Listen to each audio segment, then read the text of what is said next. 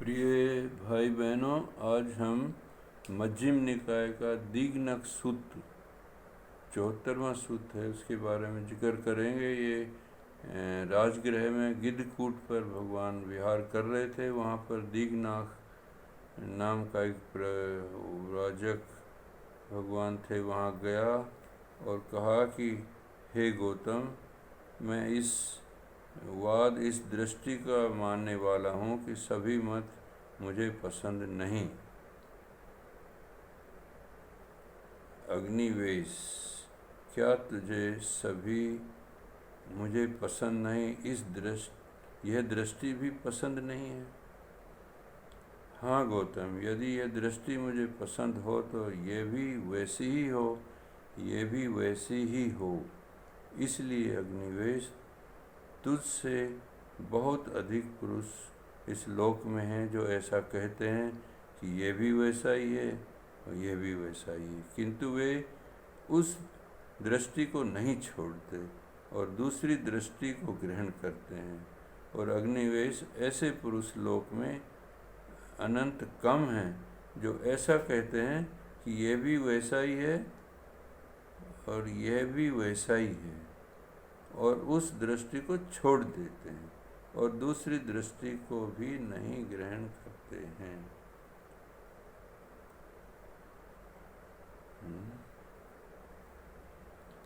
अग्निवेश, जो श्रमण ब्राह्मण इस वाद में पढ़ते हैं, इस दृष्टि को मानते हैं कि सभी मुझे पसंद नहीं है, उनकी यह दृष्टि राग से युक्त होती है, संयोग के समीप होती है, अभिनंदन के समीप है, ग्रहण करने के समीप है, पाने की कोशिश के समीप है। अग्निवेश, जो इस दृष्टि के मानने वाले मुझे सभी पसंद है, उनकी यह दृष्टि राग से, संयोग से, अभिनंदन और अध्ययनवास उपादान के समीप है। अग्निवेश, जो श्रमण ब्राह्मण इस दृष्टि के मानने वाले हैं, मुझे सब पसंद नहीं है, इस बारे में ज्ञानी पुरुष सोचता है कि जो ये मेरी दृष्टि है, मुझे सब पसंद नहीं है, इस दृष्टि को यदि मैं आग्रह करके कहूँ यही सच है और झूठ है, तो दो के साथ मेरा विवाद हो जाएगा। अग्निवेश, जो श्रमण ब्राह्मण इस दृष्टि के मानने वाले हैं, मुझे कोई पसंद है, कोई पसंद नहीं है, इस बारे में ज्ञानी पुरुष ये सोचता है कि ये मेरी दृष्टि है, मुझे कोई पसंद है और कोई पसंद नहीं है, तो दोनों के साथ मेरा विवाद हो जाएगा। इस प्रकार इस दृष्टि का परित्याग होता है। अग्निवेश, ये जो काया रूपी 4 महाभूतों से शरीर बना है और माता पिता के उत्पन्न होने से और दाल भात के खाने से अनित्य उत्सादन विनाश जो बनता है और टूटता है हर समय, और जो अन्य स्वभाव वाला ये शरीर धर्म है, मुझे अनित्य के तौर पर दुख होता है, फोड़ा होता है, बीमारी होती है, कहीं आत्मा है कहीं आत्मा नहीं है, इस प्रकार के भाव को समझ जाना चाहिए।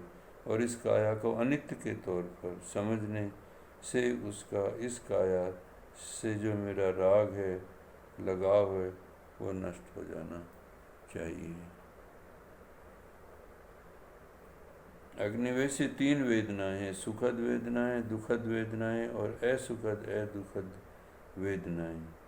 अग्निवेश, जिस समय दुख वेदना का अनुभव करता है, जिस समय तू अदुखद असुखद वेदना का अनुभव करता है, जिस वक्त सुखद वेदना का करता है, उस समय न सुख वेदना का अनुभव करता है और न ही दुख वेदना का करता है।